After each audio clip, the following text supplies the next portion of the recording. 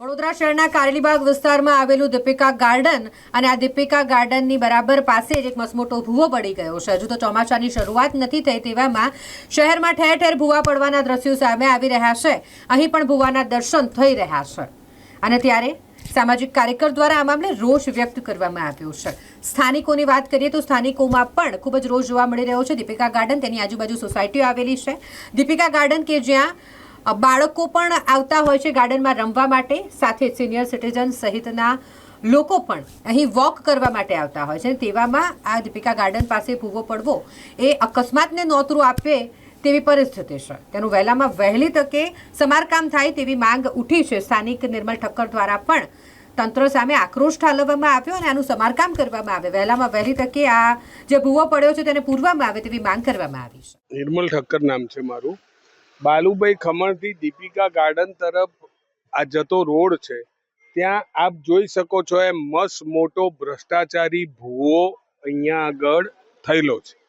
સામાન્ય રીતે ચોમાસું હોય ત્યારે ભૂવા પડવાની ઘટના એટલે થતી હોય, અત્યારે ઉનાળામાં ભૂવા પડવાની ઘટના આ દેખાઈ રહી છે. અને આ રોડનું કાર્પેટિંગ માત્ર 2 મહિના પહેલા જ થયેલું છે.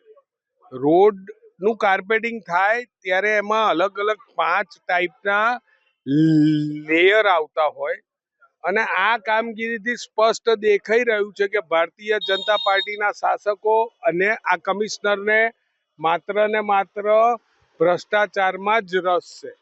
આ કમિશનર રાજા બાબુએ જ્યારે ચાર્જ સંભાળ્યો ત્યારે એવું કહેલું હતું કે મારે 76 સીટ ભારતીય જનતા પાર્ટીને જીતાડવાની છે. અરે ભાઈ, તમે તંત્ર કબજે કરી 76 સીટ ભાજપને જીતાડી દો, અમને હાર જીતનો કોઈ હમગમ નથી.